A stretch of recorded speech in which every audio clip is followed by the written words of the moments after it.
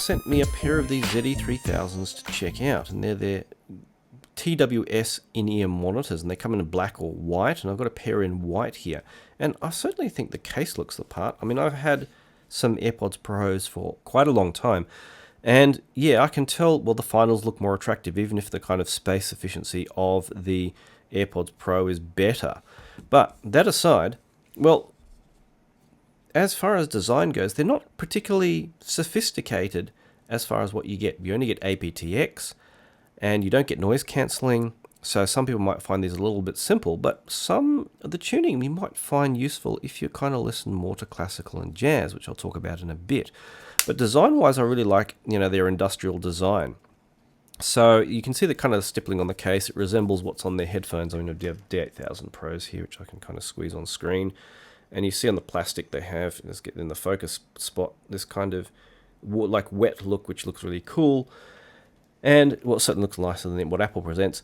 And they have that kind of shape that the IEMs from Final have, with this really kind of this kind of organic geometrical look. Organic look like they're carved out of rock kind of thing. I think that looks really cool, but it actually provides an interesting benefit. And the thing that annoys me, and they have these are touch surfaces on the edge, and the thing that annoys me is when I have TWS IEMs in my ears and I'm trying to adjust them for better fit, is that I accidentally hit the touch surfaces and then, they start playing, pausing, whatever.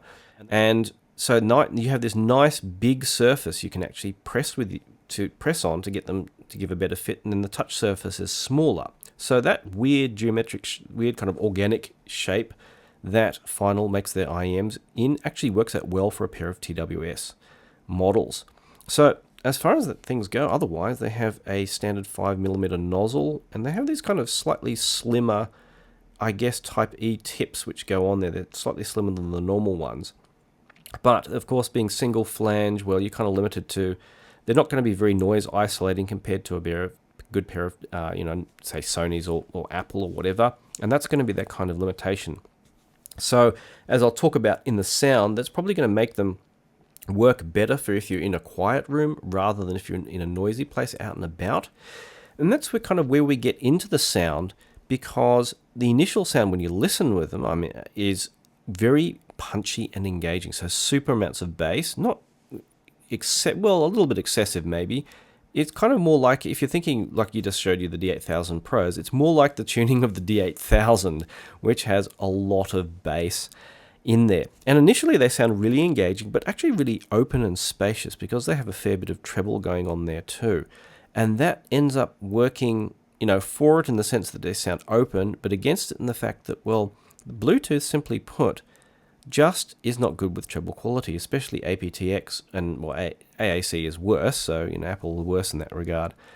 And a darker tuning might have worked to hide some of the kind of harshness that aptX has, but I really wish these had LDAC, which can overcome that to some degree, because the whole time that brightness tended to show up the aptX compression a bit. The treble, things like cymbals and percussion didn't sound so real.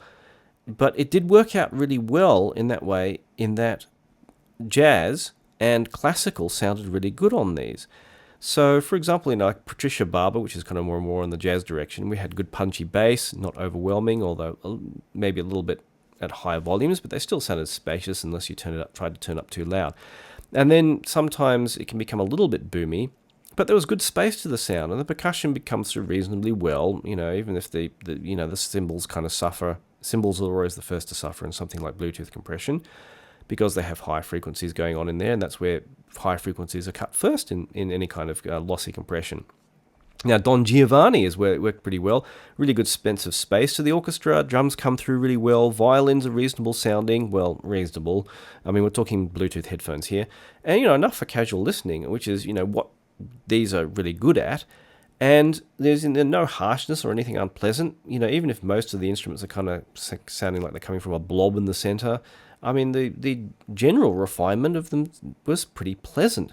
But it was stuff like if I listened to things like Aerosmith or maybe some Bob Moses or Glenn Hansard, that we started to hear like a little bit of sibilance in vocals, and the brighter treble would just bring that out, or percussion sounded kind of a little bit harsh or whatever. Even on stuff like David Chesky's 52nd Street off one of his jazz albums was, the Bluetooth transmission makes the brass instrument sound a bit harsh, and the brighter treble kind of emphasize that with these.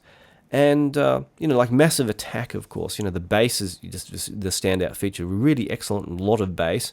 And, even though it is obviously not neutral and there's a lot of it, it's so tastefully presented, rather in the manner of what you get from a good pair of Fio IEMs in a sense, or, a pair of mid-range in-ear monitors.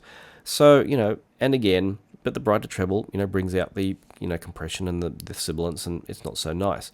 So if you're like, you'll need a pair of casual IEMs for the library, and you're going to listen to mostly, say, classical or jazz maybe, then I'd say these are pretty good. But for modern music, the treble was just kind of too aggressive.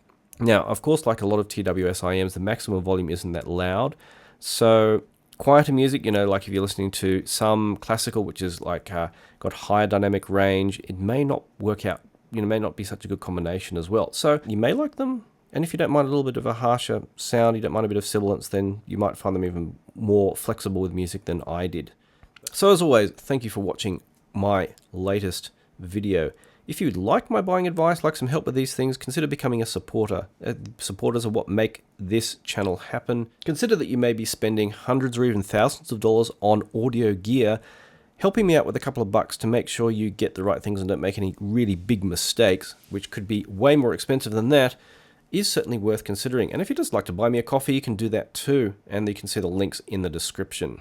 But as always, thanks for watching, and I look forward to seeing you online. So, but I'm really glad I was able to check them out. Here we go. Here we go. Touch surface and all that. They're already paired with the... Was it that one? Come on. Stop. Ah, there we go. They're already paired up to the M17.